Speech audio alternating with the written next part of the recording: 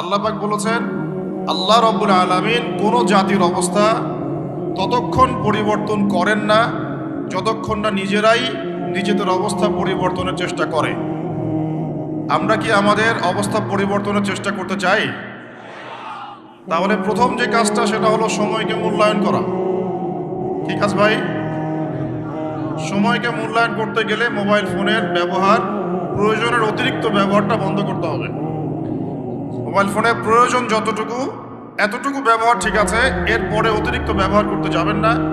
সময় নষ্ট হবে, মস্তিষ্কও নষ্ট হয়ে যাবে। বহু হাফেজে কোরআন এখন দিন দিন কোরআন ভুলে যাচ্ছে। এর অন্যতম একটা কারণ মোবাইল ফোন। কিছু আহলুল বলদ বলতে পারে দলিল দেন, বলবো এটা দলিল নাই, বিনা দলিলেই হক কথা। আর এই দলিল বুঝতে হলে সাইকিয়াট্রিস্টের কাছে যান, ডক্টরের কাছে যান, তিনি বুঝাবেন যে মোবাইল ফোনের আসক্তির কারণে মেমোরি কিভাবে দিন দিন ড্যামেজ হয়ে যাচ্ছে। তো আমাদের দেশে একটা প্রবলেম দেখা যাচ্ছে, আমরা ডিগ্রি সার্টিফিকেট অর্জন করছি কিন্তু সৃজনশীলতা তৈরি হচ্ছে না। সৃজনশীলতা তৈরি হচ্ছে না, এর পিছনে অন্যতম একটা কারণ হচ্ছে মোবাইল ফোনের অতিরিক্ত ব্যবহার। এবং আমাদের বাচ্চা কাচ্চাদের অবস্থা আরও বেশি ভয়ঙ্কর।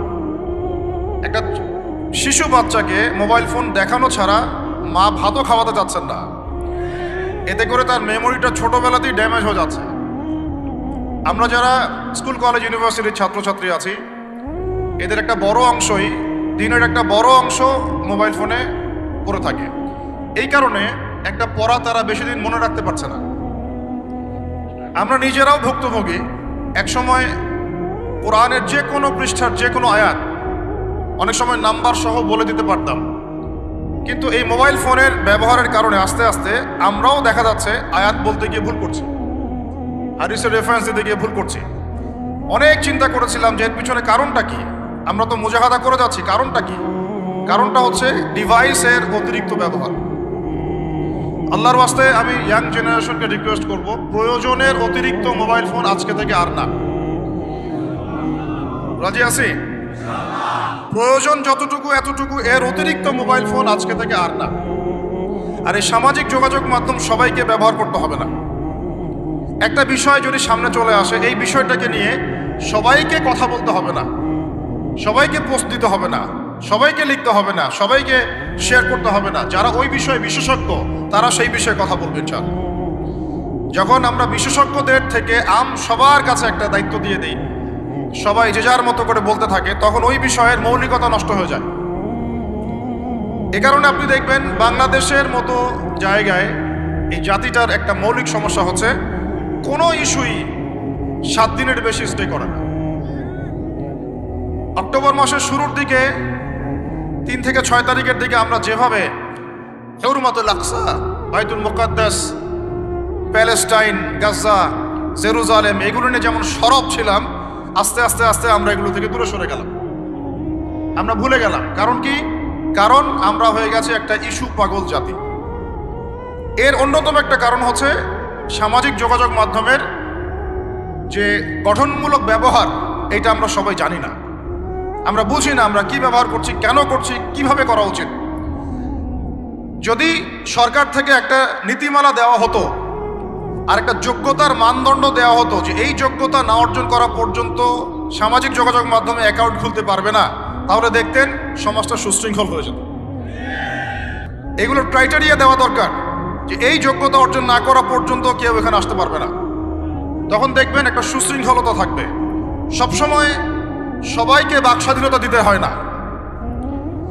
আমেরিকার মতো রাষ্ট্রেও যারা গণতন্ত্রের ধারক ও বাহক বলে দাবি করে, তাদের দেশেও কিন্তু দেখবেন আমভাবে সবার ভোটাভুটিতে সিনেটের সদস্য নির্ধারিত হয় না।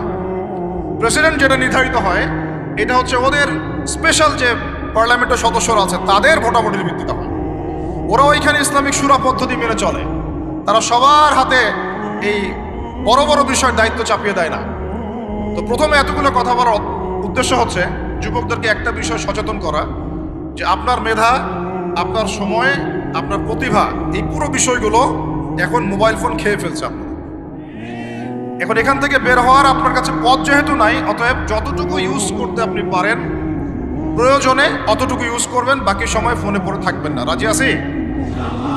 কারণ আমরা বলেছিলাম আয়াত শুরুতে একটা আয়াত বলেছিলাম, আল্লাহ পাক কোনো জাতির অবস্থা ততদিন পর্যন্ত পরিবর্তন করেন না যতদিন না তারা নিজেরা কি বলেন নিজেদের অবস্থা পরিবর্তনের চেষ্টা করে। তাহলে প্রথম পরিবর্তনটা শুরু হোক আপনার সময়কে মূল্যায়ন থেকে। আল্লাহ পাক তৌফিক দান করেন।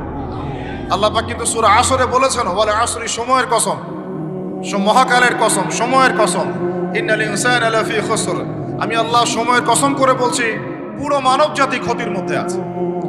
ইল্লাল্লাযীনা আমানু, তারা ব্যতীত যারা ঈমান এনেছে, ওয়া আমিলুস সলিহাত, এবং সৎ আমল সম্পাদন করেছে, ওয়া তাওয়াসাউ বিল হক, পরস্পরকে সত্যের উপদেশ দিয়েছে, ওয়া তাওয়াসাউ বিস সবর, এবং পরস্পরকে ধৈর্যের উপদেশ দিয়েছে।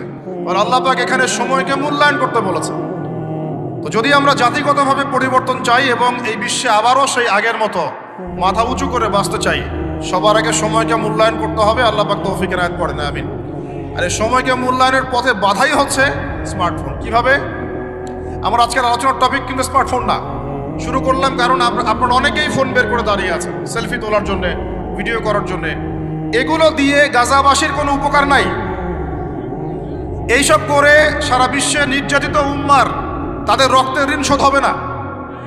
এগুলো করে আমাদের মাজলুম বোনদের ইজ্জতের বদলা নেওয়া যাবে না। এগুলো করে আমাদের ভাইদেরকে যে বোম মেরে হত্যা করা হচ্ছে বা এখনো হচ্ছে, ভবিষ্যতেও হয়তো হবে, অতীতেও হয়েছে, এই ঋণ আপনি সব শোডাউন করে শোধ করতে পারবেন না। এগুলো মৌলিক কাজ নয়, এগুলো মৌলিক কোনো কাজ নয়। এগুলো বরং কোনো কোনো ক্ষেত্রে অতিরিক্ত শোডাউন করতে গিয়ে উপকারের চেয়ে ক্ষতি হয়ে যায় বেশি। কারণ আপনারা একটু চোখ কান খোলা রাখে দেখবেন, যাদেরকে নিয়েই শোডাউন বেশি করা হয়েছে আপনারা তাদেরকে আর ধরে রাখতে পারেন নাই। কি বুঝলেন কথা? কেউ বুঝে ঠিক বলছে, কেউ না বুঝে ঠিক বলছে। যাদেরকে নিয়ে আপনারা বেশি বেশি শোডাউন করেছেন তাদেরকে আপনারা ধরে রাখতে পারেন নাই। তাহলে এখন সেই শূন্য স্থানগুলো কি কে পূরণ করবে? যারা শোডাউন করতো তারা কি পূরণ করতে পেরেছে? না। অতএব এগুলো বন্ধ করেন, মৌলিক কাজ করি। মৌলিক কাজ হচ্ছে আমরা জাতিটাকে পরিবর্তন করতে চাই কি চাই না? পরিবর্তনের দরকার আছে কি নাই? আমাদের কি সব কিছু সুন্দর চলছে?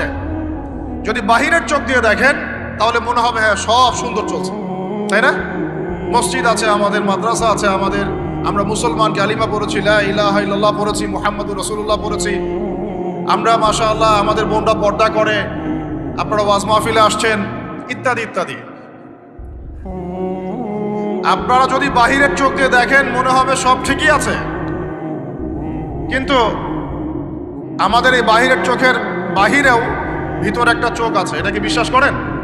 বাহিরের চোখ দিয়ে যদি দেখেন তাহলে মনে হবে সব ঠিক আছে।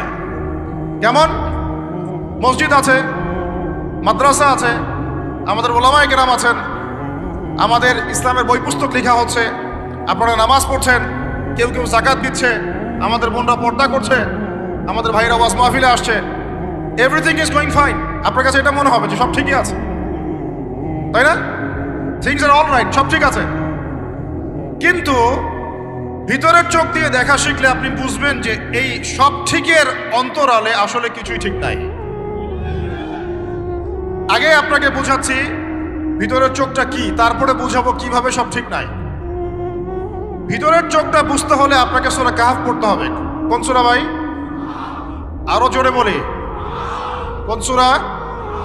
নবী সাল্লাল্লাহু আলাইহি ওয়াসাল্লাম বলেন, সাল্লাল্লাহু আলাইহি ওয়াসাল্লাম যখনই নাম আসবে পড়বেন সাল্লাল্লাহু আলাইহি ওয়াসাল্লাম, 10 নেকি হবে ইনশাআল্লাহ, 10টা গুনাহ মাফ হবে ইনশাআল্লাহ, 10 বার আল্লাহ রহম করবেন ইনশাআল্লাহ, এবং আপনার মর্যাদা 10 গুণ বাড়ায় যাবে ইনশাআল্লাহ। যখনই নবী মুহাম্মাদের নাম আসবে পড়বেন সাল্লাল্লাহু আলাইহি ওয়াসাল্লাম, যে যত বেশি দরুদ পড়ে সে ইনশাআল্লাহ তাআলা তত নিশ্চিন্তে টেনশন ফ্রি জীবন যাপন করবে ইনশাআল্লাহ। ওই দলিলগুলো ইনশাআল্লাহ আরেকদিন দিব, আজকে এটা আলোচনার টপিক নয়। এখন নবী সাল্লাল্লাহু আলাইহি ওয়াসাল্লাম বলেছেন, যে ব্যক্তি জুমার দিনে সূরা কাহফ তেলাওয়াত করে, কোন দিনে ভাই? তাহলে এক জুমা থেকে আরেক জুমা পর্যন্ত আপনার জীবন, আপনার এই সময়টা আল্লাহ রাব্বুল আলামিন নূর দিয়ে ভরে দিবেন। সুবহানাল্লাহ। আরেকটা হাদিসে আসছে নবী সাল্লাল্লাহু আলাইহি ওয়াসাল্লাম বলেছেন, সূরা কাহফের প্রথম 10টা আয়াত অথবা শেষের 10টা আয়াত, আরেকটা বর্ণনা আসছে প্রথম 3টা আয়াত, মানে প্রথম 10 বা প্রথম 3 বা প্রথম 3, 10, শেষের 10, সবগুলোই এগুলো যারা মুখস্থ করবে, আমল করবে, পাঠ করবে, তার জীবদ্দশায় যদি দাজ্জালও বের হয়, সেই দাজ্জাল তার কোনো ক্ষতি করতে পারবে না। এই সূরাটাকে নবী সাল্লাল্লাহু আলাইহি ওয়াসাল্লাম দাজ্জালের সাথে সম্পৃক্ত করেছেন, অন্য সূরাকে করেন নাই। এই সূরাটা যখন আপনি পড়বেন অর্থসহ, আপনি দেখবেন এখানে 4টা গল্প আছে। কয়টা ভাই? এটাকে গল্প বলা ঠিক না, এটা হলো সত্য ঘটনা। এটা কি সত্য ঘটনা? একটা হচ্ছে আসহাবুল কাহফের ঘটনা, গুহাবাসীর ঘটনা। 2 নম্বর হচ্ছে 2 বন্ধুর ঘটনা, একজন ধনী বিত্তশালী আর একজন অতি দরিদ্র ইমানদার। কখনো পড়েছিলেন কি? পড়া হয়েছিল? 3 নম্বর হচ্ছে যুলকারনাইন আলাইহিস সালাম, তার ঘটনা, নাম শুনেছেন? আর 4 নম্বর হচ্ছে নবী মুসা আলাইহিস সালাম এবং খিদর আলাইহিস সালামের ঘটনা। তো 4টা ঘটনা তো আজকে বলার সময় নাই, একটা খালি বলছি। কেন বলছি? আপনাকে বোঝাতে চাচ্ছি বাহিরের চোখ, বাহিরের কান, এগুলোর ভিতরেও একটা ভিতরের চোখ আছে, ভিতরের কান আছে। ওইটা যার জিন্দা আছে তার কলবে আল্লাহ নূর আছে ইনশাআল্লাহ। ওইটা যার জিন্দা নাই, তার কাছে বাহিরের চোখ দিয়ে মনে হবে সব ঠিক চলছে। বাহিরের চোখ দিয়ে যে দেখে সে মনে করবে বিশ্বটা পুরো আগায় যাচ্ছে, উন্নতির দিকে, অগ্রগতির দিকে। আর যার ভিতরের কলবের চোখটা জিন্দা, সে দেখবে যে পুরো বিশ্ব আগায় যাচ্ছে কিয়ামতের দিকে। বাহিরের চোখ দিয়ে যে দেখে সে মনে করবে যে বিশ্ব রাজনীতির মনে হয় খুব সুন্দর অবস্থা। আর ভিতরের চোখ দিয়ে দেখলে আপনি বুঝবেন বিশ্ব রাজনীতি যাচ্ছে একটা মালহামার দিকে। বাইরের চোখ দিয়ে দেখবেন মনে হবে সব সুন্দর চলছে, আমরা হালাল খাচ্ছি। আর ভিতরের চোখ দিয়ে দেখলে দেখবেন যে 90% মানুষের রিজিক হারাম। বাইরের চোখ দিয়ে দেখলে আপনি মনে করবেন মেয়েরা এগিয়ে যাচ্ছে, মাশাআল্লাহ, কত উন্নতি, অগ্রগতি, প্রোগ্রেস, নারী জাগরণ আন্দোলন। আর ভিতরের চোখ দিয়ে দেখলে আপনি দেখবেন মেয়েরা আগাচ্ছে ঠিকই, কিন্তু আস্তে আস্তে তারা জাহান্নামের দিকে এগিয়ে যাচ্ছে। বাইরের চোখ দিয়ে আপনি দেখবেন মুসলিমদের সংখ্যা প্রচুর, আমাদের ভয় কিসে, এত সংখ্যা, লক্ষ লক্ষ, কোটি কোটি। ভিতরের চোখ দিয়ে দেখলে বুঝবেন প্রকৃত পাক্কা ইমানদারের সংখ্যা হাতে গোনা যায়। বাইরের চোখ দিয়ে দেখলে মনে হবে যে অনেকে তো বিশুদ্ধ আকীদার দাওয়াত দিয়ে বেড়াচ্ছে। ভিতরের চোখ দিয়ে দেখলে বুঝবেন এটা মুনাফিকি মানহাজ চালু করেছে। বাইরের চোখ দিয়ে দেখবেন মনে হবে যে মুসলমানরা হয়তো নির্যাতিত হচ্ছে, ওরা কখনো ঘুরে দাঁড়াতে পারবে না, ওরা মনে হয় শেষ হয়ে যাবে। ভিতরের চোখ দিয়ে দেখলে বুঝবেন মুসলমানরা অচিরেই বাইতুল মুকাদ্দাস জয় করবে ইনশাআল্লাহ। আমি বুঝাতে চাচ্ছি বাইরের চোখ আর ভিতরের চোখ এক। ভিতরের চোখ খুলবে কোন সূরায়? ওই সূরার মধ্যে কয়টা গল্প আছে? তার মধ্যে একটা হচ্ছে নবী মুসা এবং খিদর আলাইহিস সালামের গল্প। এইটা একটু শেয়ার করতে চাই, লোভ সামলাতে পারছি না, করব। নবী মুসা আলাইহিস সালাম একদিন বক্তব্য দিচ্ছেন। কি দিচ্ছেন? বক্তব্যকে আরবিতে খুতবা বলা হয়। তো একজন দাঁড়িয়ে বললেন, বনু ইসরাইলদের একজন, হে ইয়া মুসা, আপনি তো চমৎকার একটা বক্তব্য দিয়েছেন, আপনার চেয়ে কোনো জ্ঞানী মানুষ কি পৃথিবীতে এখন আছে? নবী মুসা আলাইহিস সালাম বলছেন, না, আমার জানা মতে আমার চেয়ে কোনো জ্ঞানী মানুষ এখন পৃথিবীতে নাই। স্বাভাবিক, কারণ তিনি তখন নবী, নবীর কাছে আল্লাহর ওহী আসে, তিনি সবচেয়ে জ্ঞানী হবেন, স্বাভাবিক। আল্লাহ রাব্বুল আলামিন বললেন, মুসা, তোমার চাইতেও জ্ঞানী আমার এক বান্দা আছে। বলেন সুবহানাল্লাহ। নবী মুসা আলাইহিস সালাম যখনই শুনতে পারলেন যে আমার চেয়েও জ্ঞানী একজন বান্দা আছেন, তিনি বললেন যে আমি তার সাথে দেখা করতে চাই, আমি তার সাথে দেখা করতে চাই। যুবকরা শোনেন, জ্ঞানী মানুষের সন্ধান পাওয়ার পরে নবী মুসা নবী হয়েও দূর দূরান্ত সফর করেছেন ওই জ্ঞানী মানুষের সাথে সাক্ষাৎ করার জন্য। তা আপনারা রেডিমেড ইসলাম চান, আপনারা ফেসবুক শরীফে ইসলাম চান, ইউটিউব শরীফে ইসলাম চান, কিন্তু সফর করে, কষ্ট করে, পরিশ্রম করে আলেম ওলামা পর্যন্ত পৌঁছাতে চান না। 3 ঘন্টা বক্তব্য শুনতে রাজি আছেন, কিন্তু আপনারা 3 ঘন্টা কোরআন তেলাওয়াত করতে চান না। তো নবী মুসা আলাইহিস সালাম কি বলেছিলেন? জ্ঞানী মানুষ, তাই তো? তো যখন আল্লাহ পাক বললেন যে না, আমার আরেকজন বান্দা আছে, তিনি জ্ঞানী মানুষ, তখন তিনি বললেন যে আমি তার সাথে কি করতে চাই? সাক্ষাৎ করতে চাই। এখান থেকে বলছিলাম যে আপনারা জ্ঞানের জন্য সফর করবেন, ইলম অর্জনের জন্য কি করবেন? সফর করবেন, আলেমদের কাছে যাবেন, তাদের বাসায় যাবেন, সাক্ষাৎ মাদ্রাসায় যাবেন, সোহবত নিবেন। সবসময় রেডিমেড জ্ঞান নিতে আসবেন না। তো রেডিমেড জিনিস পেলে মানুষের মূল্য বোঝে না। ওই যে সাহাবীরা যারা রক্ত দিয়ে ইসলাম প্রতিষ্ঠা করেছে, তারা জানতেন ইসলাম কি জিনিস। আমরা রেডিমেড পেয়েছি, তো আমরা বুঝি না ইসলাম কি জিনিস, আমরা বুঝি না, বিশ্বাস করেন আমরা বুঝি না। তো যাই হোক, তো মুসা আলাইহিস সালাম বলছেন, যদি আমাকে যুগ যুগ ধরে সফর করতে হয় তবুও আমি সফর করব, তারপরেও আমি তার সাক্ষাৎ চাই। আল্লাহ পাক বললেন, ঠিক আছে, তুমি তাকে পাবে যখন মাজমাউল বাহরাইন বলা হয়, দুই সমুদ্র যেখানে মিলে যাবে সেখানে তুমি আমার সেই বান্দাকে পাবে। কোথায় পাবে ভাই? দুই সমুদ্র যেখানে মিলে যাবে সেখানে পাবে। এখানে আপনি ভৌগোলিকভাবে ওর ব্যাখ্যা নিতে পারেন, আধ্যাত্মিকভাবেও নিতে পারেন। দুই সমুদ্র বলতে হয়তো বা ভৌগোলিকভাবে বোঝানো হতে পারে অথবা আধ্যাত্মিকতাও বোঝানো হতে পারে, যে বস্তুবাদী জ্ঞান এবং মারেফতের জ্ঞান যেখানে মিলে যাবে সেখানে। আল্লাহু আ'লাম, আল্লাহ ভালো জানেন। নবী মুসা আলাইহিস সালাম তার একজন সঙ্গীকে নিলেন, সেই সঙ্গী একজন যুবক। তরুণরা ভালো করে শোনেন, তরুণদের ত্যাগেই ইসলাম দাঁড়িয়ে আছে, আলহামদুলিল্লাহ। এই তরুণরা যদি এই স্মার্টফোন, এই পাবজি, এই ফ্রি ফায়ার, এই মেয়ের প্রতি আসক্তি, ফ্রি মিক্সিং, এই মাদক, এগুলো ছেড়ে দিতে পারে, দিয়ে নামাজি হয়, কোরআন বলা হয়, ওলামায়ে কেরামের সাথে পরামর্শ করে চলে, উম্মার জামার মধ্যে থাকে, একটা ইমারার মধ্যে থাকে, ইনশাআল্লাহ আল্লাহর জমিনে আল্লাহর দ্বীনের একামত কেউ ঠেকাতে পারবে না ইনশাআল্লাহ। দুঃখজনক হচ্ছে আপনারা সেখানে নাই, কিন্তু আপনারা আবেগে আছেন, আবেগ প্রদর্শন করছেন, বিবেক দিয়ে চিন্তা করছেন না, সমালোচনা বেশি করছেন, নিজে কোনো কাজ করছেন না, লেখালেখি করছেন, অনলাইনে বসে আছেন, সমালোচনা করছেন, শেয়ার দিচ্ছেন, লাইক দিচ্ছেন, কিন্তু আপনি আয়নার সামনে দাঁড়ায় চিন্তা করবেন, নিজেকে প্রশ্ন করবেন, এই উম্মার পিছনে আমার কি অবদান? এই উম্মাকে বিজয়ী করার পিছনে আমার অবদানটা কি? এই দেশকে উন্নতিতে নিয়ে যাওয়ার জন্য আমার অবদানটা কি? আমি আজ পর্যন্ত কি করেছি? দেখবেন জিরো। রেজাল্ট কি? জিরো। এই কাপুরুষ প্রজন্ম দিয়ে দিন কায়েম হবে না। মুখে কথা বলা অনেক সহজ, এরকম চেয়ারে বসে দুটো লেকচার দেওয়া কঠিন। মুখে বলা অনেক সহজ, একটা কনস্ট্রাকটিভ বই লেখা কঠিন। মুখে বলা অনেক সহজ, সাহসিকতার সাথে সমাজে নেমে জাহিলিয়াত দূর করা অনেক কঠিন। তো এই কঠিন কাজগুলো যখন আপনারা দায়িত্ব কাঁধে নেবেন, উম্মার বিজয় হয়ে যাবে ইনশাআল্লাহ। আল্লাহ পাক আমাদের কবুল করেন, আমিন। যুবক একজনকে সাথে নিয়ে নবী মুসা আলাইহিস সালাম হাঁটছেন। এই ব্যক্তির নামও বলে দিই, তার নাম হচ্ছে ইউশা বিন নুন। কি নাম? তিনি পরবর্তীতে নবী হয়েছিলেন, এবং তার পরবর্তীতে যে তালুত নাম শুনেছেন, যাকে সেনাপতি করা হয়েছিল, মনে আছে? ভুলে গেছেন, আপনারা পড়েন নাই মনে হয়, সূরা বাকারার শেষের দিকে আছে। ওই তালুতের নেতৃত্বেই তো বাইতুল মুকাদ্দাস জয় হলো, বনু ইসরাইল সেখানে ঢুকলো, এবং তখন সূর্য ডুবে যাচ্ছিল। তিনি দোয়া করছিলেন, আল্লাহ সূর্যটাকে থামিয়ে দাও। আল্লাহ পাক বাইতুল মুকাদ্দাস বিজয়ের স্বার্থে সূর্যকে থামিয়ে দিলেন। সুবহান। মহাবিশ্বে সূর্যের ঘূর্ণন থেমেছে একবার, মহাবিশ্বে সূর্যের ঘূর্ণন আল্লাহ থামিয়ে দিয়েছেন। কোরআন সাক্ষী আছে, হাদিস সাক্ষী আছে। আবার অচিরেই নবী সাল্লাল্লাহু আলাইহি ওয়াসাল্লাম বলেছেন, দাজ্জাল যখন আসবে, ওর শাসন যখন শুরু হবে, 40 দিনের প্রথম দিনটা হবে 1 বছরের সমান। এখন 1 বছরের সমান একদিন কিভাবে হতে পারে, এটা আপনারা ভাববেন যারা অ্যাস্ট্রোফিজিক্স পড়েন, যারা ফিজিক্স নিয়ে পড়েন, যারা অ্যাস্ট্রোনমি নিয়ে ঘাটাঘাটি করেন, আপনারা এটা তদন্ত করে দেখেন কিভাবে একটা বছর একদিনের সমান হতে পারে, একদিন 1 বছর সমান কেমন করে হতে পারে। তারপরের দিন হবে 1 মাসের সমান, তারপরের দিন হবে 1 সপ্তাহের সমান, তারপরের দিনগুলো হবে আমাদের দিনের মতো। তার মানে মহাবিশ্বে কিছু একটা হতে পারে, আল্লাহ ভালো জানেন। ওইদিকে আমরা যাচ্ছি না। এখন নবী মুসা আলাইহিস সালাম হাঁটতে শুরু করলেন। চলতে চলতে চলতে তিনি ওই মাজমাউল বাহরাইনের কাছে পৌঁছে গেলেন।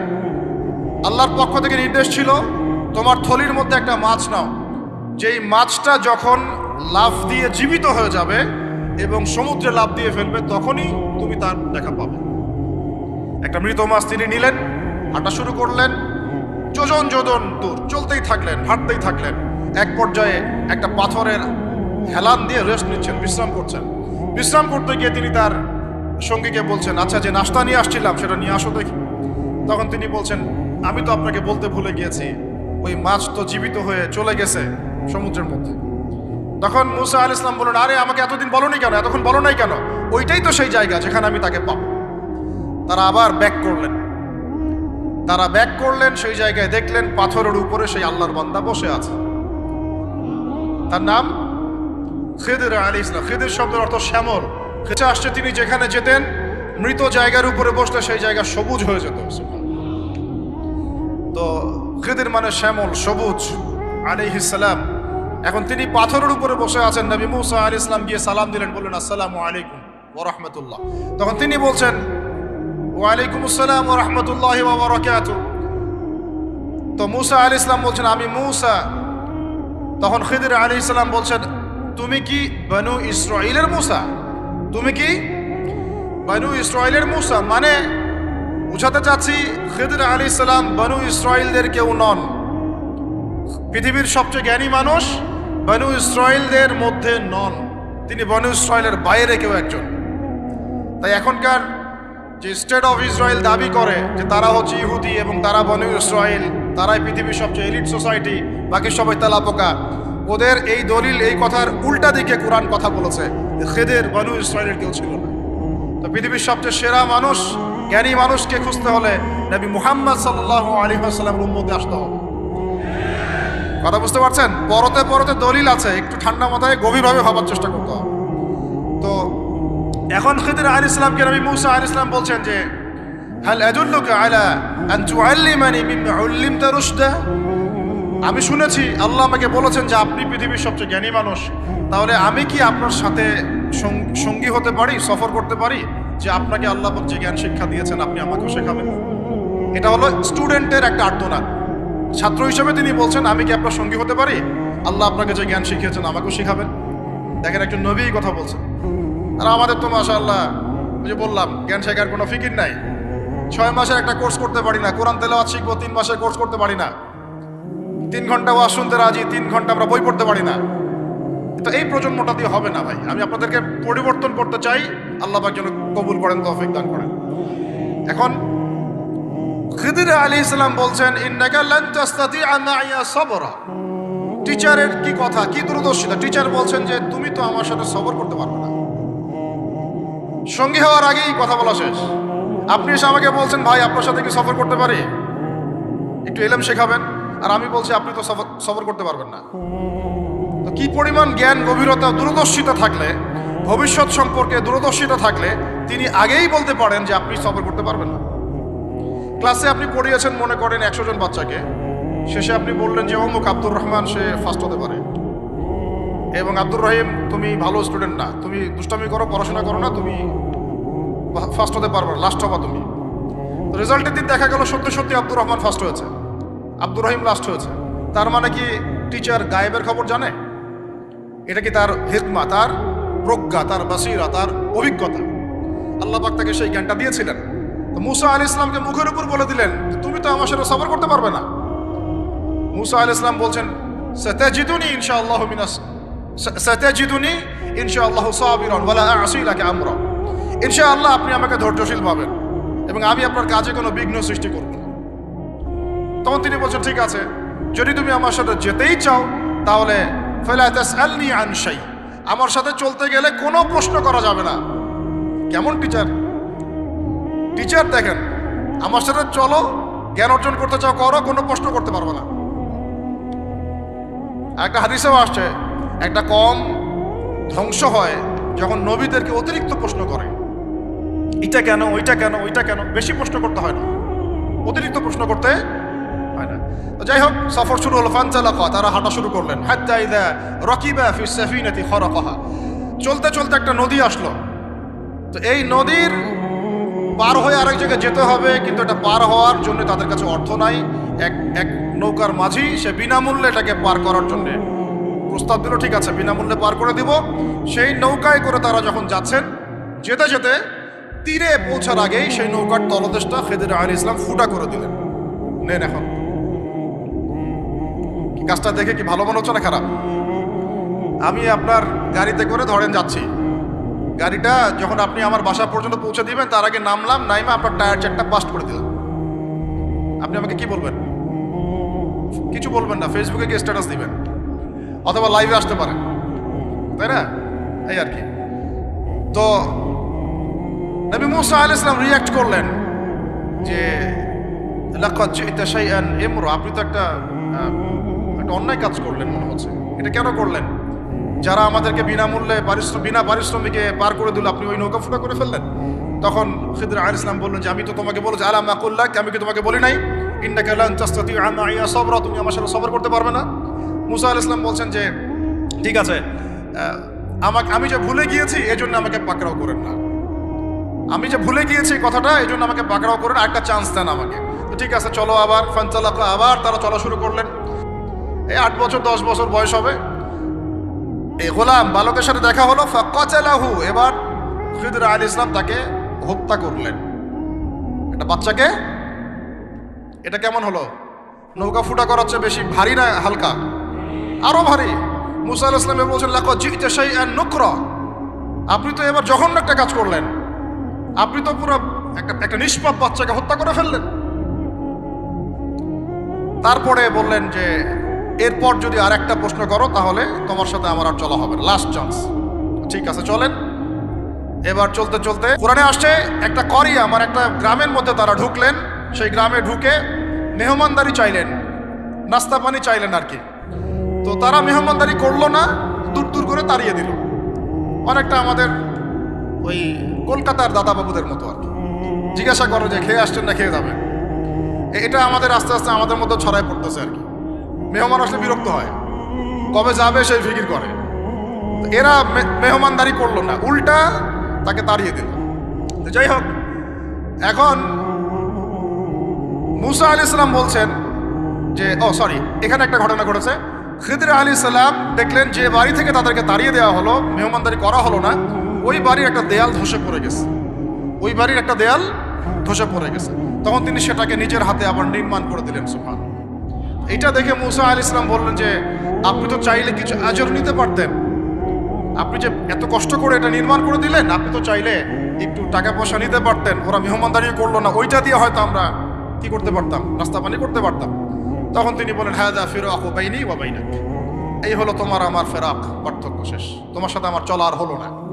আমাদের নবী সাল্লাল্লাহু আলাইহি ওয়াসাল্লাম বলেছিলেন যে যদি সেদিন মুসা আলাইহিস সালাম এই প্রশ্নগুলো বারবার না করতেন তাহলে আরো অনেক জ্ঞান শেখা যেত। তখন তিনি বলছেন, ঠিক আছে, হাযা ফিরাকু বাইনি ওয়া বাইনাক সাউনাব্বিউকা বিতাউইল মা লাম তাসতাতি' আলাইহি সাবরা, তবে যাওয়ার আগে আমি তোমাকে জানিয়ে দিব এই তিনটা ক্ষেত্রে মূল ঘটনা কি ছিল যে বিষয়ে তুমি সবর করতে পারো নাই। ওই যে সাফিনা বা নৌকাটা, ওইটা ছিল মিসকিনদের, মিসকিন মানে বলা হয় কি হতদরিদ্র মানুষ, জেলে টাইপের, যাদের কিছু নাই, নৌকায় মানে সমুদ্রে মাছ ধরে ধরে খায়, এরকম কিছু মানুষের ওই সাফিনা বা নৌকাটা ছিল। এবং ওদের পিছনে ছিল একটা মালিক, মালিক মানে এখানে জলদস্যু। যদি ওই সাফিনা বা নৌকাটা আমি ছিদ্র না করতাম, ওই জলদস্যুরা এটা ভালো অবস্থায় পেলে ছিনতাই করে হাইজ্যাক করে নিয়ে যাবে। আমি যেহেতু ফুটা করে দিয়েছি, এই জন্য এটা ত্রুটিযুক্ত এই নৌকাটা তারা আর নিবে না। তোমার কাছে বাইরের চোখ দিয়ে মনে হয়েছে যে আমি একটা অন্যায় করেছি, আসলে আমি তাদের উপকারী করেছি। বলেন সুবহান। বুঝতে পারছি বাইরের চোখ ভিতরের চোখ কি জিনিস। আচ্ছা, তারপরে ওই যে বাচ্চাটাকে আমি হত্যা করেছি, এই বাচ্চাটা যদি বড় হতো, এই বাচ্চাটা যদি বড় হতো, সে নিজে তো কাফের হতোই, বড় কাফের, এর পিতা মাতাদেরকেও পর্যন্ত কুফরির মধ্যে নিয়ে আসতো। মানে একটা কাফের প্রজন্ম তো তৈরি করতোই, বরং এই কাফের মানুষকে কাফের করার জন্য নাস্তিক মুরতাদ বানানোর মিশন নিয়ে মাঠে নামতো। মেলে না? ওই জন্য আমি ছোটবেলায় এদেরকে হত্যা করে দিয়েছি, যাতে বড় হয়ে কাজটা করতে। আমরি, আমি এটা নিজের ইচ্ছায় করি নাই, এটা আল্লাহ পাকের আদেশ ছিল। বলি সুবহানাল্লাহ। আর ওয়াম্মাল জিদার ফাকানা লিগুলামাইনি ইয়াতীমাইনি ফিল মাদিনা ওয়া কানা তাহতাহু কানজুন লাহুমা। সুবহানাল্লাহ। আর 3 নম্বর তিনি বলছেন, আর ওই যে দেয়ালটা আমি নির্মাণ করেছি, এই দেয়ালটা ছিল ওই বাড়ির 2 এতিম বালকের। সুবহানাল্লাহ। ওয়া কানা আবুহুমা সালিহা, তাদের বাবা ছিল সৎ। আর ওই দেয়ালের নিচে তাদের বাবা মায়ের রেখে যাওয়া পৈতৃক সম্পত্তি, খাজানা ছিল। যদি দেয়াল নির্মাণ না করতাম, মানুষ সেই খাজানা নিয়ে চলে যেত। দেয়াল নির্মাণ করেছি, ওরা যখন বড় হবে তখন ওই খাজানা তারা অটোমেটিকলি পেয়ে যাবে। তো 3টা ক্ষেত্রেই, হে মুসা তুমি সবর করতে পারো নাই, তোমার কাছে মনে হয়েছে যে আমি অন্যায় করছি, কিন্তু আসলে এই প্রত্যেকটা ক্ষেত্রে আমি সঠিক ছিলাম, তুমি বলছো। এখানে একটা চমৎকার শিক্ষা আছে, একটা চমৎকার গভীর একটা শিক্ষার ব্যাখ্যা আছে, অন্তর্দৃষ্টির শিক্ষা, যে শুধুমাত্র বাইরের চোখ দিয়ে আর বাইরের এইসব সাক্ষরতার হাত দিয়ে, সার্টিফিকেট দিয়ে, নাম সিগনেচার করে, এত বইপত্র পড়েই মানুষ প্রকৃত শিক্ষিত হয় না। একটা গভীর একটা বুঝ দরকার, আল্লাহর মারেফত দরকার, আল্লাহর নূর দরকার, তাসকিয়া দরকার, দূরদর্শিতা দরকার, যেটাকে আমরা হিকমা বলি। ওয়ামা ইউতাল হিকমা ফাকাদ উতিয়া খায়রান কাসীর। আল্লাহ বলেছেন, যাকে হিকমা এবং প্রজ্ঞা দেওয়া হয়েছে তাকে অনেক প্রচুর কল্যাণ দিয়ে দেওয়া হয়েছে। এখানে দেখেন, একজন নবী হয়েও তিনি বুঝতে পারেন নাই এই 3টা ঘটনার পিছনের কারণ কি। অথচ খিদর আলাইহিস সালামকে আল্লাহ পাক এমন জ্ঞান দিয়েছিলেন যে এই জ্ঞান দিয়ে তিনি ব্যাখ্যা করলেন যে পিছনের কারণ কি ছিল। এখন এই ঘটনাটা আপনার আমার জন্য শিক্ষাটা কি, এই যুগের সাথে কি সম্পর্ক? আমি বলেছি সূরা কাহাফ আপনাকে দাজ্জাল থেকে বাঁচাবে। আমি বলেছি সূরা কাহাফ সেই সূরা যা আপনার অন্তর্দৃষ্টি, ভিতরের চোখ খুলে দিবে, আপনার কলবে নূর নিয়ে আসবে। আপনি এমন কিছু দেখবেন, বুঝবেন, শুনবেন যা সবাই বুঝতে পারছে না, সবাই শুনতে পারছে না, সবাই দেখতে পারছে না। এখন বাইরের চোখ দিয়ে আপনি দেখছেন পুরো বিশ্বে মুসলমানদের, কোটি কোটি মুসলমান, একদম 60টা 70টা 100টা রাষ্ট্র, কত মিলিটারি বাহিনী, কত আমাদের প্রযুক্তি, কত পুলিশ, কত র্যাব, কত আমাদের পলিটিশিয়ান দিয়ে ভর্তি। আদতে ভিতরের চোখ দিয়ে দেখলে আপনি দেখবেন পুরো বিশ্বের এই লক্ষ কোটি মুসলমান আজকে জাতিসংঘের হাতে বন্দী হয়ে গেছে। ও যদি বলে ডানে যাও, মুসলমানরা ডানে যায়, যদি বলে বামে যাও, মুসলমানরা বামে যায়, কিছুই করার নাই। এটা ভিতরের চোখ দিয়ে আমরা দেখছি, ভিতরের চোখ দিয়ে। এটাকে ফর্ম করা হয়েছে দ্বিতীয় বিশ্বযুদ্ধের পরে 1945 সালের দিক থেকে। এটার এজেন্ডাই ছিল একটা, যে পুরো বিশ্বের কাফেরদেরকে ঐক্যবদ্ধ করা এবং সারা বিশ্বের মুসলিমদেরকে নির্যাতন করা। প্রত্যেকটা জায়গায় মুসলিমরা যেখানে নির্যাতিত হয়েছে এর পিছনে এদের একদম স্পষ্ট ভূমিকা ছিল। এখন পর্যন্ত যদি আগামীকাল আপনি শোনেন যে গাজার মধ্যে 1000 শিশুকে হত্যা করা হয়েছে, তবুও এরা ঐক্যবদ্ধভাবে মাজলুমদের পক্ষে কোনো অবস্থান নিবে না। এরা বরং ওই জালেমদের পক্ষে অবস্থান নেবে এবং বলবে আমরা আমাদের বন্ধুদের সাথে আছি। এটা হচ্ছে আসল চরিত্র, যেটা আপনি বাইরের চোখ দিয়ে বুঝতে পারছেন না, কিন্তু আপনি খিদির হলে বুঝতে পারতেন আসল ঘটনা কি। আমার কথা কি বুঝতে পারছেন? তাহলে এটা বাইরের চোখ দিয়ে দেখলে আপনি বিশ্ব রাজনীতিতে বুঝবেন যা হচ্ছে এগুলো মুসলমানদের কল্যাণের স্বার্থে হচ্ছে না, বরং আমাদের স্বার্থকে জলাঞ্জলি দিয়ে ওরা ওদের স্বার্থ প্রতিষ্ঠা করছে। আল্লাহ পাক এই জালেমদের থেকে আমাদেরকে হেফাজত করেন। এইটা হচ্ছে মূল তাগুতি শক্তি, পুরো বিশ্বের মূল তাগুত, মূল কুফর, মূল শিরকের গোড়াই হচ্ছে এটা। বিশ্বাস করেন ইমামুল মাহদী যখন আসবেন এবং ঈসা ইবনে মারইয়াম যখন আসবেন, ইনশাআল্লাহু তাআলা এই গোড়ার তাগুতি শক্তির কোনো অস্তিত্ব এই পৃথিবীতে থাকবে না ইনশাআল্লাহ। আমরা এটাও জানি 80টা পতাকা একত্রিত হবে। কতটা? 80টা পতাকা একত্রিত হয়ে মুসলমানদের বিরুদ্ধে তারা যুদ্ধ করবে। ইতিহাসের ছাত্র কেউ থাকলে আমার সামনে দাঁড়ায় বলেন তো, যে এই পুরো বিশ্বের ইতিহাসে কোনোদিনও 80টা ফ্ল্যাগ একত্রিত হয়ে মুসলমানদের বিরুদ্ধে লড়েছে? হয়েছে এই ঘটনা কখনো?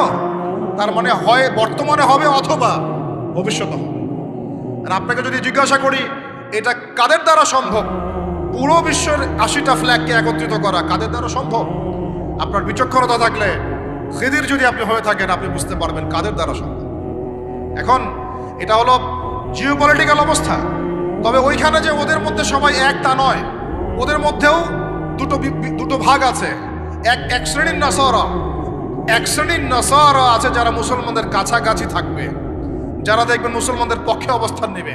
আর এক শ্রেণীর নাসারা থাকবে যারা মুসলমানদের সরাসরি শত্রুতা করবে।